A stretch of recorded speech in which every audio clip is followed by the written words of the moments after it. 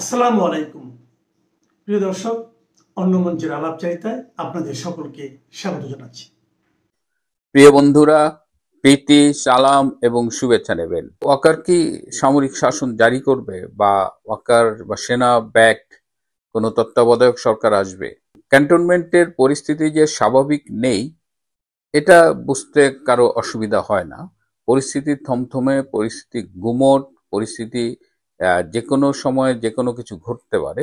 যেমন একটা ধারণা দেওয়া হয় যে সেনাবাহিনীতে বোধহয় জামাত, হিজবুত তাহরির ভর্তি, মুক্তিযুদ্ধের পক্ষের শক্তি বা পক্ষের সেনা কর্মকর্তার সংখ্যা কম। এটি একটি ভ্রান্ত ধারণা এবং এটি একটি সুপরিকল্পিত অপপ্রচার। মনে রাখবেন যে মুক্তিযুদ্ধের পক্ষের একটি সরকার গত 16 বছরের মতো ক্ষমতায় ছিল, এবং তাদের সময়ে তাদের যে প্রমোশন, রিক্রুটমেন্ট, এখানে একটা ফিল্ট্রেশন ছিল। মুক্তিযুদ্ধের পক্ষের শক্তিকে প্রমোট করা হয়েছে, যদিও সবখানে করা হয়নি, কিছু কিছু বিষয়ের সমালোচনা আছে। তারপরেও মনে রাখবেন যে সেনাবাহিনীতে, বর্তমান সেনাবাহিনীতে 70% বেশি হলো মুক্তিযুদ্ধের পক্ষের শক্তি, এবং এর বাইরে আছে যারা খুব প্রফেশনাল, যারা কোনো দল বা কোনো পক্ষে যেতে চায় না, তারাও এখন এই মুক্তিযুদ্ধের পক্ষের অংশের সাথে সুর মিলিয়েছে। কারণ সেনাবাহিনী, ওয়াকার যেভাবে সেনাবাহিনীকে একদম ধ্বংসের দ্বার প্রান্তে নিয়ে যাচ্ছেন, তাতে প্রফেশনাল অংশটা এটা খুব বেশি পছন্দ করছে না। সুতরাং সেনাবাহিনী মানেই জামাত, সেনাবাহিনী মানেই Hizbut Tahrir, this is a propaganda. মনে রাখবেন যে এটা একটা অসত্য, এটা সত্যি না, এবং এটা ইচ্ছে করে এই প্রোপাগান্ডাটা ছড়ানো হয় এই মুক্তিযুদ্ধের পক্ষের শক্তির মধ্যে একটা বিভ্রান্তি ছড়ানোর জন্য। সামরিক, বেসামরিক সবখানে এই বিভ্রান্তিটা তারা সরাচ্ছে। সুতরাং don't pay heed to this propaganda. এরপরে হলো যে জেনারেল ওয়াকার কি সামরিক শাসন জারি করে ক্ষমতা নেবেন কিনা, এটাও খুব স্পষ্ট করে আমি আপনাদের জানিয়ে দিতে চাই। এমনকি জেনারেল ওয়াকার নিজেও তার ঘনিষ্ঠজনদের বারবার বলেছেন যে তিনি কোনো অবস্থায় ক্ষমতা নেবেন না। তিনি বিভিন্ন বক্তৃতাও বলেছেন তিনি ক্ষমতা নেবেন না। এটা সত্যি, তিনি ক্ষমতা নেবেন না। হয় তার ক্ষমতা নেবার মতো হ্যাডম নেই, অথবা তার অন্য কোনো রাজনৈতিক অভিলাষ রয়েছে। তিনি নিজে রাজনীতি না করলেও আপনারা জানেন যে তিনি একটি রাজনৈতিক ধারার সমর্থক, এবং সেটি হলো জামাতি ইসলামী। তিনি ছাত্র জীবন থেকে এই জামাতি ইসলামীর সাথে সম্পৃক্ত।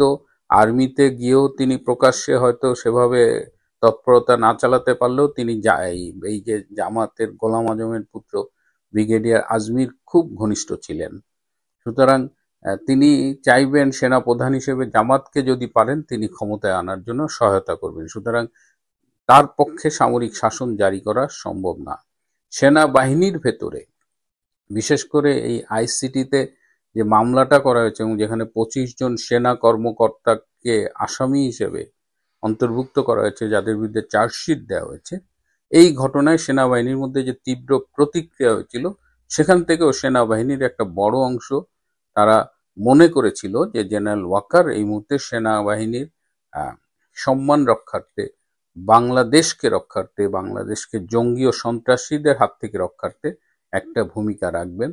কিন্তু সেই ভূমিকাটি তিনি রাখেননি। তাকে বলা হয়েছিল, তাকে অনুরোধ করেছিল অনেক সেনা অফিসার, সিনিয়র এবং মিড লেভেল অফিসার তার সাথে দেখা করে তাকে অনুরোধ করেছিল যে he should intervene. He didn't agree, তিনি রাজি হয়নি। আরো স্পেসিফিক ভাবে 10-12 জন সেনা কর্মকর্তাও তার কাছে গিয়েছিলেন এবং তাকে বলেছেন যে স্যার, সেনাবাহিনী এবং দেশ দুটোকেই রক্ষার ঐতিহাসিক দায়িত্ব আপনার উপরে পড়েছে। আপনি যদি কোনো সিদ্ধান্ত নেন, বাংলাদেশ সেনাবাহিনী আপনার পেছনে থাকবে। তিনি চুপ করে শুনেছেন, কিন্তু তিনি কোনো রিয়াকশন দেননি। ঘনিষ্ঠ মহলে তিনি বলেছেন যে আমি হার্টের রোগী, আমি অসুস্থ হয়ে পড়ছি, এত চাপ তো আমি নিতে পারছি না, কি ঝামেলার মধ্যে আমি পড়লাম। এবং এমনও হয়েছে যে রাত 1টা পর্যন্ত জেনারেল ওয়াকার তার অফিসে মিটিং করেছেন, একের পর এক মিটিং করেছেন। সেনাবাহিনীর অনেকগুলো গ্রুপ ছোট ছোট ভাগে বিভক্ত হয়ে তার সাথে মিটিং করেছেন। ফয়জুরের নেতৃত্বে একটা গ্রুপ, অমুকের নেতৃত্বে একটা গ্রুপ, তমুকের নেতৃত্বে একটা গ্রুপ। এর বাইরেও তিনি অনেক গ্রুপের সাথে মিটিং করেছেন, এবং রাত 1টা পর্যন্ত মিটিং করেছেন। তো কিন্তু তিনি শুধু শোনেন, কিন্তু তিনি কোনো কাজ করেন না। তার মনের ভেতরে কি লুকিয়ে আছে সেটা তিনি জানেন এবং ঈশ্বর জানেন, এবং আমাদের যতটুকু ধারণা সেটা হলো জামাত প্রীতি, এবং তিনি জামাতের লক্ষ্যেই কাজগুলো করছেন। এখন আরো অনেক কিছুই শোনা যাচ্ছে যে আমাদের একটা ধারণা ছিল যে সেনাবাহিনী বোধহয় জাতিসংঘ শান্তি মিশনে তাদের পার্টিসিপেশনটা এনশিওর করার জন্য জুলাই আগস্টে জেনারেল ওয়াকার একটা স্ট্যান্ড নিয়েছিলেন। কিন্তু আজকে আমরা দেখলাম যে জাতিসংঘের একটা দেশ থেকে পুরা পুলিশের একটা কন্টিনজেন্ট, বাংলাদেশি কন্টিনজেন্ট ফেরত পাঠাচ্ছে, যেখানে জাতিসংঘে ইউএন পিসকিপিং মিশনের বাজেট কার্টেল হয়েছে, 1/4 বাজেট কমে গেছে। সেখানে অন্য দেশ যেগুলো ছিল সোমালিয়ার, মানে ওই দেখা যাচ্ছে অন্য দেশের আনুপাতিক হারে নাম্বার কমিয়েছে, 25% বা এরকম, আর বাংলাদেশে 100% ব্যাক করা দিচ্ছে পুলিশের কন্টিনজেন্টটাকে। তার মানে বাংলাদেশ ওই 25% কাটেল হলেও বাংলাদেশের জন্য এটা আরো বেশি কাটেল হচ্ছে, বাংলাদেশের জন্য খুব বেশি সুবিধা নেই। এদিকে যেসব সেনা কর্মকর্তা বর্তমানে ক্যান্টনমেন্টের অফিসার্স মেসে বন্দী রয়েছেন, তাদের ওয়াইফরা গত পরশুদিন আবার দেখা করেছিলেন জেনারেল ওয়াকারের সাথে, এবং তারা জেনারেল ওয়াকারকে এই তাদের স্বামীদের ব্যাপারে একটা ব্যবস্থা নিতে বলে অনুরোধ করেছেন। কিন্তু সেখানেও জেনারেল ওয়াকার সেই একই, মানে তিনি সোনাউল্লাহ, তুমি শুনে যান, কোনো কথা বলেন না এবং কোনো অ্যাকশন তো নেনই না। সুতরাং ভাবিদের মধ্যে একটা ক্ষোভ দানা বাঁধতে শুরু করেছে, এবং এই সব ঘটনায় জেনারেল ওয়াকার কিন্তু ভীষণ ভয় পেয়েছেন। তিনি আজকাল ক্যান্টনমেন্টের বাইরে যাচ্ছেন না, তার দেশের বাইরে ট্যুর ছিল, সৌদি আরবে সেটা যাননি, ভারতে যাওয়ার কথা ছিল সেটা না যেয়ে অন্যদের পাঠিয়েছেন। এখন তিনি ক্যান্টনমেন্টেরই বাইরে যাচ্ছেন না, তিনি একেবারে তার বাসা এবং অফিসে থাকেন, এবং তার নিরাপত্তা বাড়িয়েছেন। তার নিরাপত্তার জন্য তিনি কমান্ডো অফিসারদের নিয়োগ করেছেন এই জালালাবাদ, সিলেট ক্যান্টনমেন্ট থেকে এবং কুমিল্লা ক্যান্টনমেন্ট থেকে স্পেশাল ট্রেইন কমান্ডো অফিসারদের তিনি নিয়ে এসেছেন, এবং তিনি ভীষণ ভয়ে আছেন যে আসলে কি হবে না হবে। সো তার একটা হিডেন এজেন্ডা আছে, মিশন আছে জামাতকে ক্ষমতায় আনার। সেটা একদিকে যেমন, তেমন তিনি আবার ওদিকে ভারত বলেন বা অন্যান্য অনেক রাজনৈতিক শক্তি তাকে আর বিশ্বাস করে না। এমনকি আমেরিকা, তিনি বলতেন যে আমেরিকার বাইরে আমি যেতে পারবো না, কিন্তু সেই আমেরিকাও এখন আর তাকে খুব একটা রিলাই করছে না। আমেরিকা ভারতের সাথে মিলে বাংলাদেশের ব্যাপারে কোনো কিছু হয়তো সিদ্ধান্ত নেবে, এবং ভেতরে যারা বিভিন্ন সময়ে জেনারেল ওয়াকারের সাথে দেখা করেছে, জেনারেল ওয়াকারকে স্টেপ ইন করতে বলেছে বা অ্যাটলিস্ট কোনো একটা কার্যকর ভূমিকা রাখতে বলেছে, তারাও কিন্তু ক্রমে ক্রমে মানে তারাও জোটবদ্ধ হচ্ছে, তারা ক্ষুব্ধ হচ্ছে, এবং তারা সর্বশেষ জেনারেল ওয়াকারকে বলেছে যে sir, you should resign and go, আপনি কাউকে ভারপ্রাপ্ত সেনাপ্রধান করে চলে যান, then will take care of, এইটা পর্যন্ত তাকে বলা হয়েছে, কিন্তু সেখানেও তিনি কোনো কথা বলেননি। সুতরাং এই যে এতগুলো ক্ষোভ, এতগুলো অফিসারদের ক্ষোভ, এই এবং যে প্রতিকূল চ্যালেঞ্জিং অবস্থার মধ্যে সেনাবাহিনী দাঁড়িয়ে আছে, যে কোনো দিন যে কোনো মুহূর্তে ঘটতে পারে। তবে যারা বলছেন যে জামাতের ব্রিগেডিয়ার আজমির সহায়তায় জামাতপন্থী সেনা কর্মকর্তারা ক্ষমতা নিচ্ছে, আর্মির ক্ষমতা নিচ্ছে, এবং জেনারেল ওয়াকার এই মুহূর্তে গৃহবন্দী, তাদের এই তথ্যটি সঠিক না। জেনারেল ওয়াকার এই মুহূর্তে গৃহবন্দী না, কিন্তু তিনি স্বেচ্ছাবন্দী বলা যায়, নিজস্ব নিরাপত্তার ঘেরাটপের মধ্যে নিজেকে আটকে রেখেছেন। সুতরাং ক্যান্টনমেন্টের ব্যাপারে চূড়ান্ত মন্তব্য করবার কিছু সময় আসেনি, কিন্তু আবার ক্যান্টনমেন্ট থেকে চোখও ফিরিয়ে রাখা যাবে না। Any day, any time, anything may happen. দেশের রাজনৈতিক বিশৃঙ্খলা তো চলছেই, সাংঘাতিক ভয়াবহ বিশৃঙ্খলা চলছে। 24 ঘন্টাও বলবো না, 12 ঘন্টার খবরগুলো যদি আপনারা দেখেন, আপনাদের পত্রপত্রিকায় তাকাতে হবে না, আপনাদের টেলিভিশন তাকাতে হবে না, আপনারা অসুস্থ বোধ করবেন। আমরা যারা খবরের ফেরিওয়ালা, খবর সংগ্রহ করি এবং খবরগুলো নিয়ে অ্যানালাইসিস করি, আপনাদের সামনে তুলে ধরি, খবর জানাই, আমাদের কাছে আমাদের কাজ সহ হয়ে গেছে। তো আমরা বহু চড়াই উতরাই পার হয়ে এসেছি, বহু বিভৎস সময়, বিভৎস পরিস্থিতি মোকাবেলা করে এসেছি। এই জন্যে আমরা কিছুটা কম্পাইল করার চেষ্টা করি আপনাদের সামনে, এবং যতটা ধীরে স্থির স্যাংশন করে, বিকৃত না করে উপস্থাপন করা যায় আমাদের দেশ যে ভালো নাই, এইটা 10 অক্টোবর 2025 সারাদিন যদি চোখ বুলান, সরকার যতই গলা ফাটাক ভালো আছে, হ্যাঁ পরিস্থিতি ভালো, আইন শৃঙ্খলা নিয়ন্ত্রণে, একটা সুস্থ স্বাভাবিক মানুষের সামনে পরিস্থিতি তুলে ধরলে সে এটা বলবে না। গত 12-14 ঘন্টায় যে সিচুয়েশন, যেসব খবর আমি ছোট্ট করে একটা শুধু সামারি করি, আপনাদের চোখের সামনে থাকবে বিষয়গুলো এবং আপনারা বুঝতে পারবেন যে আমরা কোন দিকে যাচ্ছি, কোথায় আছে ডক্টর ইউনূসের হাতে আমাদের দেশ। ছোট্ট ছোট করে একটু, ময়মনসিংহে থেমে থাকা বাসে দুর্বৃত্তদের আগুন, নিহত 1। রাত 3টায় যাত্রাবাড়িতে রায়দা পরিবহনের একটি বাসে, রাত 2টায় রায়ের বাজারে রাজধানী পরিবহনের বাসে এবং ভোর 4টায় উত্তরা খালপাড়ে রায়দা পরিবহনের আরেকটি বাসে আগুন দেয় দুর্বৃত্তরা। আগুনে পুরো 3টি বাসই সড়কের পাশে পার্কিং করা ছিল, তবে অগ্নিকাণ্ডে কোনো হতাহতের ঘটনা ঘটেনি। রাজধানী বসুন্ধরা মেন গেট 100 ফিট সড়কে রাত 3টার দিকে একটি প্রাইভেট কারে দুর্বৃত্তরা আগুন দেয়। রাজধানীর মতিঝিল এলাকায় ইসমানী বালিকা বিদ্যালয় ও মহাবিদ্যালয়ে ককটেল ছুঁড়েছে দুর্বৃত্তরা, এতে কোনো হতাহতের ঘটনা ঘটেনি। রাজধানীতে হাত পা বাঁধা অবস্থায় মোহাম্মদপুর থানা ছাত্রদলের যুগ্ম আহ্বায়ক সাব্বির আহমেদের লাশ পাওয়া যায়। রাজধানীর গুলশান লেকের পাশে এক যুবককে কুপিয়ে হত্যা করেছে দুর্বৃত্তরা। নিহতের নাম সৌরভ, তার গ্রামের বাড়ি পটুয়াখালীর বাউফলে। সোমবার দিবাগত রাত 12:30টার দিকে গুলশানের 55 নম্বর রোডের শেষ মাথায় লেকের পাশে ওয়াকওয়ে থেকে সৌরভের রক্তাক্ত মরদেহ উদ্ধার করে পুলিশ। পরে তার মরদেহ ময়নাতদন্তের জন্য শহীদ সোহরাওয়ার্দী মেডিকেল কলেজ হাসপাতালে মর্গে পাঠানো হয়। জগন্নাথ বিশ্ববিদ্যালয় ক্যাম্পাসে শাখা ছাত্র দলের 2 গ্রুপের মধ্যে দফায় দফায় সংঘর্ষের ঘটনা ঘটেছে। এতে 2 পক্ষের অন্তত 8 জন আহত হয়েছে বলে জানা গেছে। সংঘর্ষে ছাত্রদলের কেন্দ্রীয় সহসভাপতি বাসেদ গ্রুপ ও সুমন সর্দারের গ্রুপ জড়িত ছিল বলে চিহ্নিত হওয়া গেছে। রাজধানীর সূত্রাপুরে মালঞ্চ বাসে আগুন। এবং সবশেষ আমরা যেটা জানতে পেরেছি, সবশেষ আমাদের খবর হলো ধানমন্ডিতে আন্তর্জাতিক অপরাধ ট্রাইব্যুনালের তদন্ত সংস্থার কার্যালয়ের সামনে ককটেল বিস্ফোরণ। এই হলো সুখের রাজধানী, সুখের বাংলাদেশ। এরপর যেটা হয়েছে, সরকার ভেতরে কামড় আছে, কামড় না থাকার কোনো কারণ নেই। সারা দেশে চলমান বিভিন্ন সহিংসতা, অগ্নিসংযোগের মতো নাশকতার বিষয়টি বিবেচনায় নিয়ে দেশের সব বিমানবন্দরকে সতর্ক থাকার নির্দেশ দিয়েছে বেসামরিক বিমান চলাচল কর্তৃপক্ষ। সব বিমানবন্দর সতর্ক থাকবে। কোন পর্যায়ে গেলে পরে বিমানবন্দর এলাকাতেও সতর্ক ঘোষণা করা হয়েছে? আমরা বারবার প্রশ্ন তুলেছি, কারা করছে এসব? এত সব লাগাতার গত 2 দিন আওয়ামী লীগের পক্ষে সম্ভব? আওয়ামী লীগ এভাবেই ছড়িয়ে গেছে শহরে? তাহলে সরকার এতদিন কি করেছে? সরকার তাহলে তার যেই কৌশলে ছিল সেই রণকৌশল ভুল, সেটাই প্রমাণ হচ্ছে। আমরা বারবার যে বলি রাজনৈতিক সমস্যার যেটা লাগিয়েছে সেটার সমাধান রাজনৈতিকভাবে করতে হবে। বাংলাদেশের আন্তর্জাতিক অপরাধ ট্রাইব্যুনালে সাবেক প্রধানমন্ত্রী শেখ হাসিনার বিরুদ্ধে বিচারাধীন মানবতা বিরোধী অপরাধের মামলার রায় ঘোষণার দিনক্ষণ ঠিক হবে 13 নভেম্বর।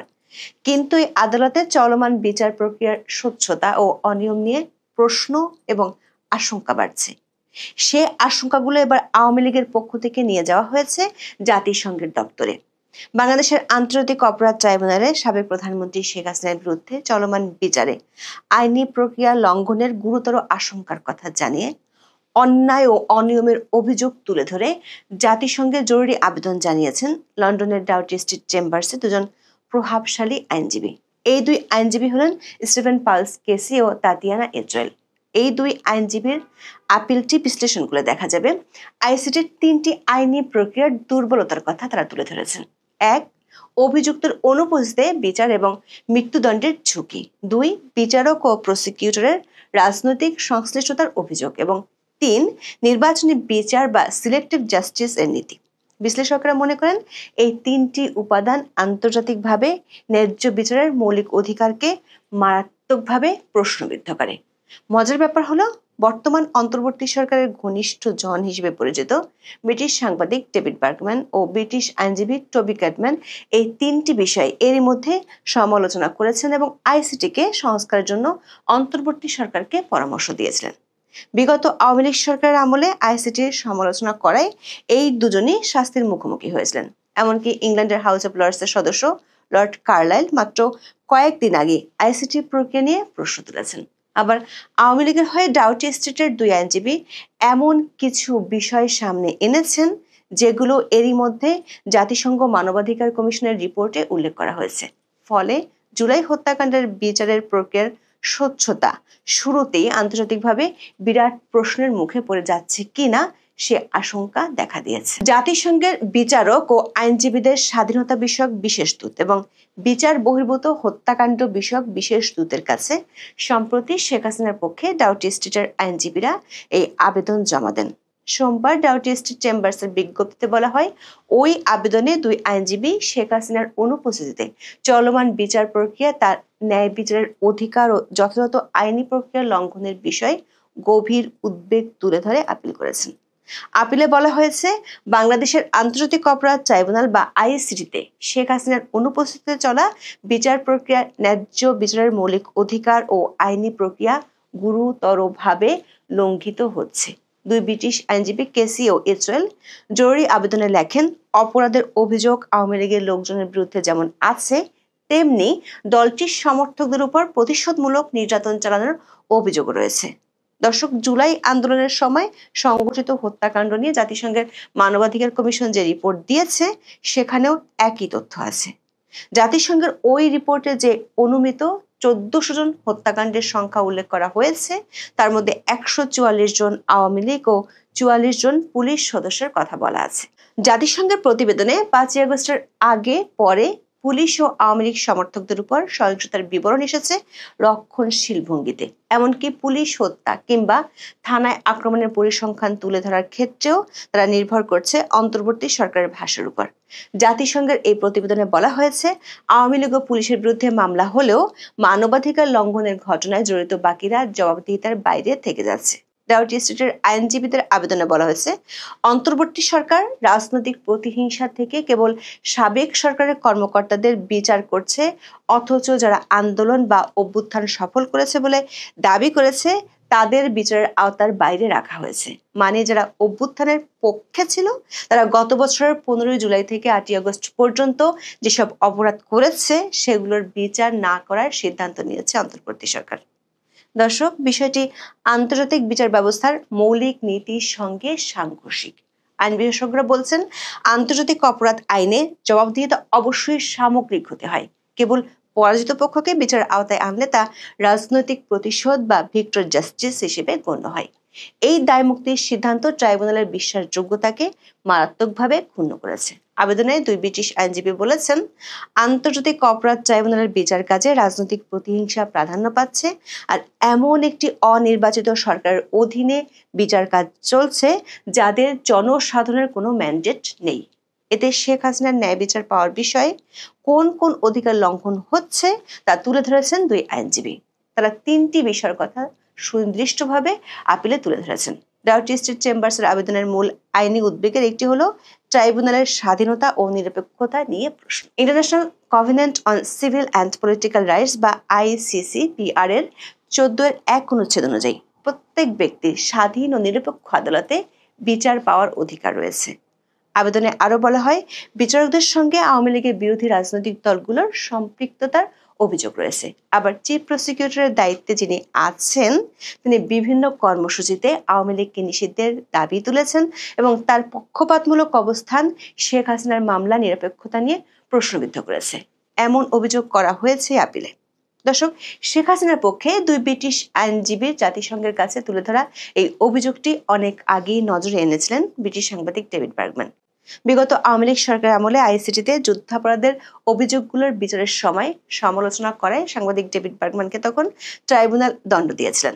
চলতি বছরের 5ই আগস্ট বার্গম্যান দৈনিক প্রথম আলোতে জুলাই সহিংসতা, ত্রুটিপূর্ণ গ্রেপ্তার, ঝুঁকিপূর্ণ বিচার শিরোনামে একটি কলাম লেখেন। সেখানে তিনি লিখেছিলেন, আইসিটিতে আগের সরকারের সময় জামায়াত ইসলামীর সাবেক আইনজীবী তাজুল ইসলামকে প্রধান প্রসিকিউটর পদে নিয়োগের বিষয়টি অনেকের জন্য উদ্বেগের কারণ। আন্তর্জাতিক অপরাধ ট্রাইব্যুনালের বিচার ও বিচারক নিয়ে কিছু প্রশ্ন শিরোনামে ডেভিড বার্গম্যানের আরেকটি কলাম দৈনিক প্রথম আলোতে প্রকাশিত হয় গত বছরের 24 অক্টোবর। সেই কলামে তিনি আইসিটির বিচারক নিয়োগ নিয়ে 5টি প্রশ্ন তুলে ধরেছিলেন। তিনি বলেছিলেন, এই নিয়োগগুলো নিয়ে উদ্বিগ্ন হওয়ার কারণ আছে। ডেভিড বার্গম্যান লিখেছিলেন, আইসিটির বিচারকদের কারোরই কর্মজীবনে কোনো মামলায় আন্তর্জাতিক আইনের নীতি প্রয়োগ করার কোনো অভিজ্ঞতা আছে বলে মনে হয় না। আলোচ্য বিচারের সঙ্গে মানবতার বিরুদ্ধে অপরাধ এবং তাকে ঘিরে থাকা জটিল আইন জড়িত, তাই এই অভিজ্ঞতা বিচারকদের জন্য একটি গুরুত্বপূর্ণ যোগ্যতা বলে মনে হয়। 3 বিচারপতির মধ্যে একজনের বিচারক হওয়ার কোনো অভিজ্ঞতাই নেই। তাছাড়া তিনি বাংলাদেশ জাতীয়তাবাদী দল বিএনপির সঙ্গে সম্পৃক্ত।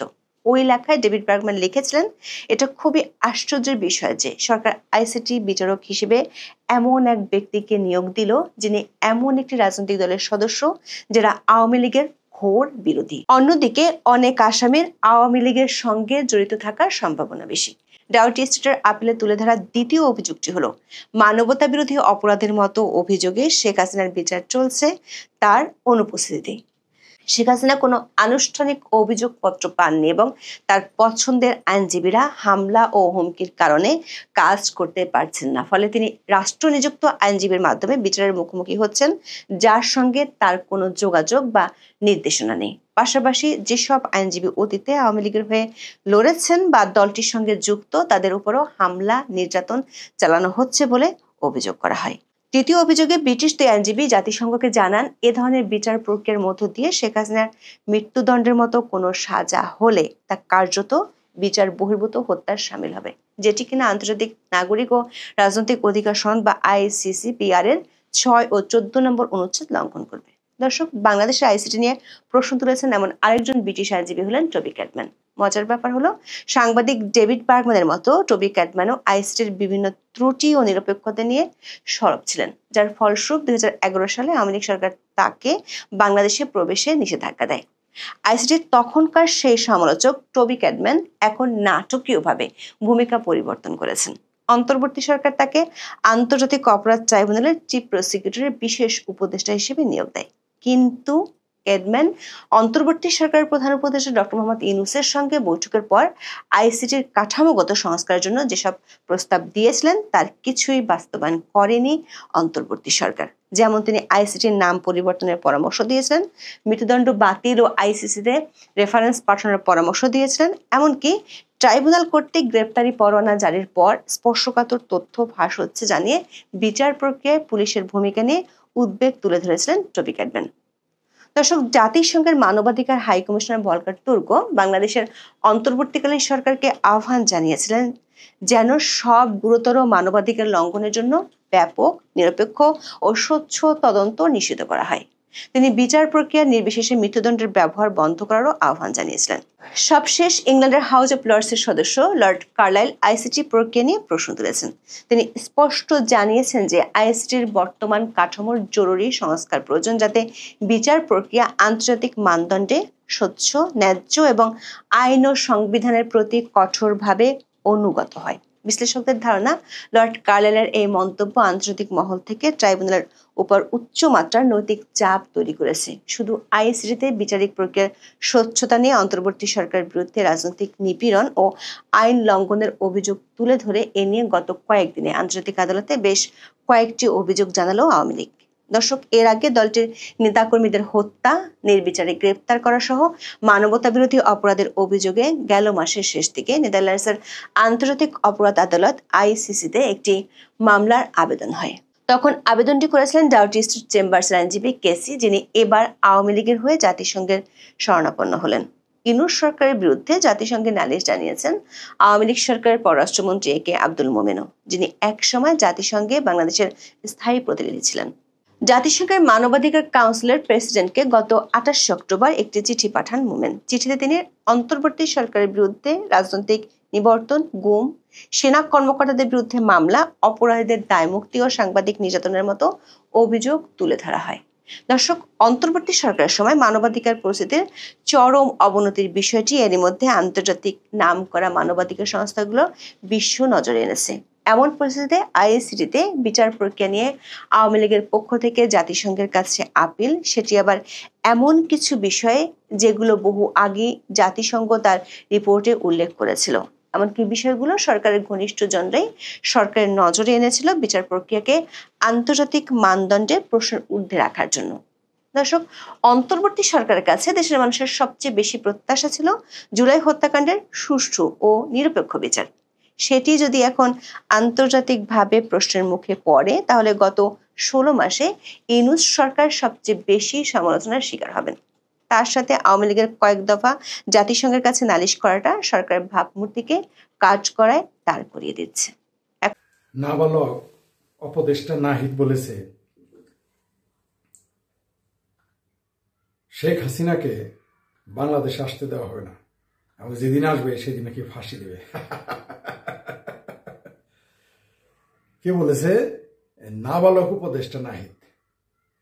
সে কার সাহসে বলে, কেন বলে, সেগুলো পরে আসতেছি। আগে এই বিষয়টা নিয়ে আমরা একটু আলোচনা করি। এই নাহিদের বয়স কত? আসছিল চাকরির জন্য আন্দোলন করতে, হয়ে গেছে মন্ত্রী। এখন লটারি টিকিট পাওয়ার মতো ঘটনা, সে মনে করতেছে মুই কি হনুরে। উপদেষ্টা নাহিদের সমর্থক কতজন আছে? তার পরিবারের লোক কি তাকে সমর্থন করে? তার গোষ্ঠীর লোক তাকে সমর্থন ভোট দিবে? নাহিদের কতজন লোক আছে যে বঙ্গবন্ধুর কন্যাকে ফাঁসি দেওয়ার হুমকি দেয়? এই দুঃসাহস সে কোত্থেকে পায়? আমরা জানি তাকে দুঃসাহস দিয়েছে কে? কে দিয়েছে? জামাত। তাকে এই দুঃসাহস কে দিয়েছে? হেফাজত। তাকে এই কথা, শেখ হাসিনাকে ফাঁসি দেওয়ার মতো শব্দ উচ্চারণ করার সাহস তাকে কে দিয়েছে? সেনাবাহিনী। এই নাবালক উপদেষ্টা নাহিদকে, প্রধানমন্ত্রী শেখ হাসিনাকে ফাঁসি দেওয়ার মতো শব্দ উচ্চারণ করার সাহস কে দিয়েছে? আমেরিকা। এই উড়ে এসে জুড়ে বসা এই অপদেষ্টা, নাবালক উপদেষ্টা নাহিদের দুঃসাহস কি করে হয়? তার পেছনে কে আছে? আমরা জানি তার পেছনে কেউ না কেউ আছে, কারণ খুঁটির জোরেই পাঠা কোদে। মেনে নিলাম তার পিছনে খুঁটি আছে। খুঁটিগুলো কি কি আমরা ধরে নিতে পারি। খুঁটি, 1 নম্বর খুঁটি বাংলাদেশ সেনাবাহিনী, 2 নম্বর খুঁটি পাকিস্তান এবং আইএসআই, 3 নম্বর খুঁটি জামাত ইসলাম মানে মওদুদি জামাত, 4 নম্বর খুঁটি আমেরিকা, অথবা এগুলো সবগুলোই। তাই না?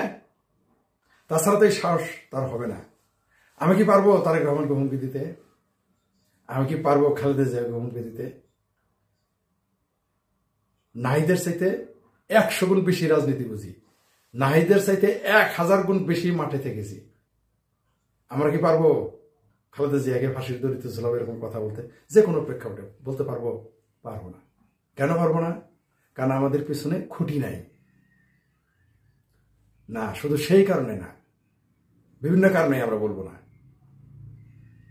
এই নাহিদের আরেকটা কারণ আছে, এই অপদেষ্টা নাহিদের, কারণ এরা হচ্ছে জঙ্গি এবং সন্ত্রাসী। এটা কিন্তু আপনারা ভুলে গেছেন। জঙ্গি এবং সন্ত্রাসী এবং আত্মঘাতীরা যা ইচ্ছা তাই বলতে পারে, কারণ তাদের না আছে জীবনের মায়া, তাদের আছে তীব্র ঘৃণা। এই নাহিদের তীব্র ঘৃণা আছে বঙ্গবন্ধুর প্রতি, তীব্র ঘৃণা আছে আওয়ামী লীগের প্রতি, তীব্র ঘৃণা আছে এই নাবালক উপদেষ্টা নাহিদের, তীব্র ঘৃণা আছে বাংলাদেশের মুক্তিযুদ্ধের প্রতি। এই নাবালক নাহিদের তীব্র ঘৃণা আছে এই ভারতের প্রতি। এই নাবালক নাহিদের তীব্র ঘৃণা আছে হিন্দুদের প্রতি, কারণ সে চরম সাম্প্রদায়িক এবং সে মেন্টালি একজন চরমপন্থী, ইসলামপন্থী, ইসলামপন্থী চরমপন্থী সে। তার কারণে সে এই সাহস পায় যে শেখ হাসিনাকে সে ফাঁসিতে ঝুলাবে। এই কথা বলার দুঃসাহস সে রাখে শুধু একটা কারণে, শুধুমাত্র যে বাংলাদেশ সেনাবাহিনী তার পক্ষে তা না, শুধু যে তার পক্ষে আমেরিকা তা না, শুধু যে তার পক্ষে পাকিস্তান তা না, শুধু যে তার পক্ষে আইএসআই তা না, শুধু যে তার পক্ষে জামাত ইসলাম, সেই কারণে না। সে মেন্টালি একজন চরম মুক্তিযুদ্ধ বিরোধী, চরম ভারত বিদ্বেষী, চরম আওয়ামী লীগ বিরোধী, এবং মেন্টালি সে শরিয়া আইন চায়, এই বাংলাদেশে খিলাফত চায়। তার কারণে সেটা বলতে পারছে। তাকে পয়দা করছে কে? জামাত। তাকে পয়দা করছে কে? পাকিস্তান, আইএসআই। তাই সেগুলো বলতে পারে, কিন্তু বলতেই পারে, মুখ যেহেতু আছে। কথা বলতে তো ট্যাক্স লাগে না। এই যে আমি বলতেছি, আমার তো ট্যাক্স লাগতেছে না, তাই না? আমার কোনো শেল্টার নাই, আশ্রয় নেই, তাই বলতেছি অনেক কিছু, কিন্তু সেটা দেশপ্রেম থেকে উদ্বুদ্ধ হয়ে বলি, মুক্তিযুদ্ধের চেতনা থেকে উদ্বুদ্ধ হয়ে বলি। আর সে জায়গায় এই তথাকথিত তথ্য উপদেষ্টা নাবালক নাহিদ তো বিভিন্ন রাষ্ট্রের সহযোগিতা পাচ্ছে, বিভিন্ন রাজনৈতিক দলের সহযোগিতা পাচ্ছে, সেনাবাহিনীর সহযোগিতা পাচ্ছে ইত্যাদিতে। তাই সেগুলো বলতেছে, কিন্তু তার পরিণতিটা কি? ভাতিজা নাহিদ, তুমি চেনো শেখ হাসিনাকে? তুমি জানো তার বাবার নাম কি? তুমি তারা ফাঁসি দিবা? এত সস্তা? তোমার আব্বা পাকিস্তান বহু চেষ্টা করেছে 4 আগস্টে তাকে হত্যা করার জন্য। আজকে বললাম কথাটা, ওই তারেক মনোয়ারের মতো, ওই যে তারেক জানোয়ারের মতো, মানে যে জামাতি জানোয়ার যেটা, ওর মতো ফট করে বললাম না, এটা আগে বলেছি। 4 তারিখে তোমার আব্বা পাকিস্তান এবং তোমার যে বর্তমান প্রধান শেল্টার বাংলাদেশ সেনাবাহিনী বহু চিন্তা ভাবনা করছে শেখ হাসিনাকে হত্যা করা, পারে নাই, মুরুদে খোলায় নাই, কারণ জানে কি পরিণতি হবে। তোমরা যেমন বলতেছো এটা 71 সাল না 75 সাল না, আমিও বলে দিলাম এটা 71 না 75 না, এই আওয়ামী লীগ 75 আওয়ামী লীগ না, এই আওয়ামী লীগ 71 আওয়ামী লীগ, আওয়ামী লীগ আরো মারাত্মক। তাছাড়া তুমি বঙ্গবন্ধুর কন্যাকে তুমি ফাঁসি দিবা, তোমার মতো নাহিদ, তোমার মতো নাবালক নাহিদ।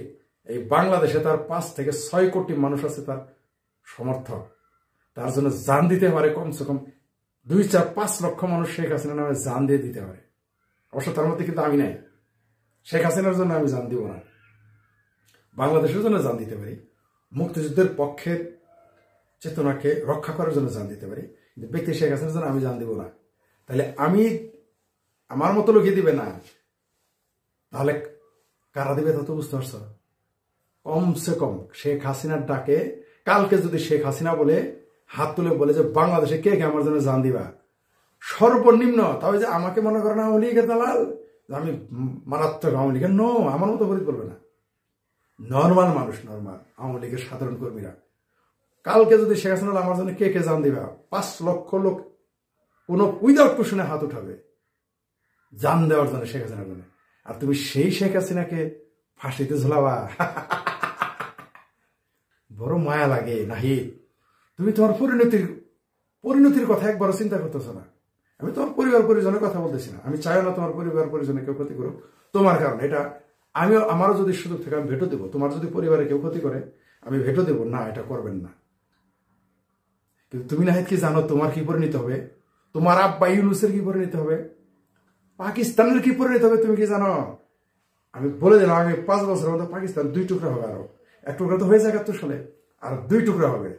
শেখ হাসিনাকে তোমার আব্বা পাকিস্তান এবং আমেরিকা যে আশা করছে বাংলাদেশ থেকে শেখ হাসিনাকে উচ্ছেদ করে এখানে এটা করবে সেটা করবে, ব্যবসা বাণিজ্য ঘাটি করবে, আমি তোমাকে বলে দিলাম, লিখে রাখো আজকে নোট দিয়ে ডেটে, আগামী 5 বছরের মধ্যে তোমার আব্বা যে তোমাকে পয়দা করছে, যার জন্য তোমরা জান প্রাণ নিয়ে অস্থির থাকো, যে পাকিস্তানে ভাঙার বেদনায় তোমরা 71-এর বেদনা, তোমার আব্বা আলবত রাজাকার আল সাম জামাত হেফাজত নিজাম ইসলাম খেলাফতে মজলিস এরা ভুলতে পারে না, মুসলিম লীগ, তুমি তাদের রুহানি আওলাদ ভুলতে পারো না।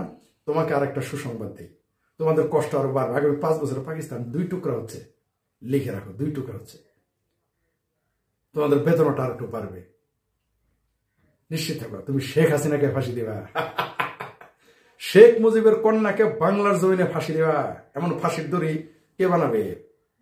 সে জল্লাদটাকে, তাকে যে ফাঁসির দড়িতে ঝুলাবে, সে আদালতটা কোথায়? তুমি বুঝো বাংলাদেশ আওয়ামী লীগ কি? বাংলাদেশের আওয়ামী লীগ অলিতে গলিতে, রন্ধ্রে রন্ধ্রে, মাঠে মাঠে ঘাটে, জলে স্থলে আকাশেও, বাংলাদেশের আকাশ জমিনেও আওয়ামী লীগকে গিজ গিজ করে। তুমি তার নেত্রীকে ফাঁসি দিবা? তোমার রাজনৈতিক জ্ঞান সম্পর্কে তো আমি আগেই জানি তুমি নাবালক, কারণ তোমার যে উস্তাদ আছে ডক্টর ইউনূস, সে নিজে রাজনৈতিক ভাবে নাবালক। আমার যেটুকু রাজনৈতিক চুল গজাইছে তোমার আব্বা ইউনূসের টুকু গজায় নেই। কেমনে গজাবে? পাকিস্তানি তো গজায় নেই। তুমি সেই পাকিস্তানের পক্ষে বাংলাদেশে এত লম্বা লম্বা কথা বলো, যে পাকিস্তান কিছুদিন পরেই ভেঙে যাচ্ছে, সেই চিন্তা করো। শেখ হাসিনাকে তুমি বাংলাদেশে আসবে, ফাঁসির দড়ি গলায় নিয়ে শেখ হাসিনা আসবে বাংলাদেশে। শুধু শেখ হাসিনা আসবে না, দেখবো আরো কে কে আসে, কারা কারা ক্ষমতায় আসে। তোমরা ঝরে না, বাতাসে না, তোমরা তাদের ফু দিলেই তারা উড়ে যাবা। আরে বিএনপি ক্ষমতায় আসলে তোমাদের চিনবে নাকি? বাংলাদেশে বিএনপি যেদিন ক্ষমতায় আসবে, তোমাদের মতো নাহিদ তো দূরের কথা, তোমার মতো নাবালিক নাহিদ তো দূরের কথা, তোমার আব্বা ইউনূসের কেউ চিনবে? খাস বাংলা বুঝে নাও, তোমাদের ওইটাও করবে না কেউ, তোমাদের কেউ চিনতে পারবে? তোমরা রাস্তাঘাটে চলতে পারবা? তোমাদের থাবরা এত কানপট্টি গরম করে দেবে রিক্সাওয়ালা, তারপর ক্ষেত মজুর, দিন মজুর, এরাই তো তোমার কানপট্টি গরম করে ফেলবে বিএনপি ক্ষমতায় আসলে। আর আওয়ামী লীগ ক্ষমতায় আসলে তোমাদের অস্তিত্বই থাকবে না, তোমরা তো সব হার্ট অ্যাটাকে মারা যাবা। তোমরা যে কেন কুদো আমরা জানি, তোমাদের প্রত্যেকেরই ভিসা লাগানো আছে, পকেটে ডলার সবসময় থাকে, আমি জানি তোমাদের পকেটে ডলার থাকে, তাই লাভালাভি করো। তবে যদি পালাইতে পারো তো বাইসেই গেলা, যদি পালাইতে না পারো শেখ হাসিনাকে ফাঁসি দিতে হবে না, শেখ হাসিনাকে ফাঁসি দিতে হবে না। তুমি যে বলছো না শেখ হাসিনাকে বাংলাদেশ আইনে ফাঁসি দিবা, এই কথার ঝাল তুমি আগে তোমার ঝাল কতটুকু লাগে একটু অপেক্ষা করো। বাবা যা বল বা একটু হিসাব করে বললো। হাতি ঘোড়া গেল তো মশাও না তো তুমি শেখ হাসিনার সামনে, তুমি তো আমার সামনেই মশা না তো শেখ হাসিনা। তুমি শেখ হাসিনা ফাঁসি দিবা, নিয়ে গিয়ে আমাকে নিয়ে যাও তো দেখি, তুমি আমাকে নেও, আমি কোথায় আছি খুঁজে বের করো, আমাকে নিয়ে তুমি বাংলাদেশে দেখাও তো তুমি কত বড় মর্দ হয়েছ। তোমার আব্বা ইউনুস আমাকে নিতে পারবে? তোমার আব্বা ইউনুস। আর তুমি নাহিদ নিয়ে যাবা শেখ হাসিনাকে, এই জামালপুরে বাস করা শেখ ফরিদকে আগে নিয়ে দেখাও না বাংলাদেশে। তুমি কত বড় মুরদ তোমার, তুমি না তোমার এই নুসেরে বলা কত বড় মুরদ। আমি শেখ ফরিদকে তুমি বাংলাদেশে তুমি নিয়ে যেতে পারো কিনা দেখো তো, আর তুমি শেখ হাসিনাকে নিয়ে যাবা। কি আর বলবো, বড়ই করো না তো। তোমার রাজনৈতিক পীর জামাতের দাপটে অত লাভ দিও না। জামাতের এবার পানের জলে ভেসে যাবে। এবার বাংলাদেশের মুক্তিযুদ্ধের পক্ষের মানুষ যারা, জামাতকে তোমার আব্বাদেরকে পাকিস্তানি বন্দীদের বোতলের মধ্যে বন্দি করে এবার রেখে দিবে, আর বেরোতে পারবে না। অপেক্ষা করো। শেখ হাসিনাকে ফাঁসি দিবা, এই দুঃস্বপ্নে স্বপ্ন দেখা ভুলে যাও। যা বলছ এটাকে আগে, এই পরিণতি আগে অপেক্ষা করো। তোমাদের সামনে কি পরিণতি? শেখ হাসিনা শেখ মুজিবের কন্যা, বাংলাদেশে 5 থেকে 6 কোটি মানুষের নেত্রী। তোমার মতো ওই তেল চোরা না, বুঝতে পারছো? তোমার মতো ইউনূসের মতো তেল চোরা না। উড়ে এসে জুড়ে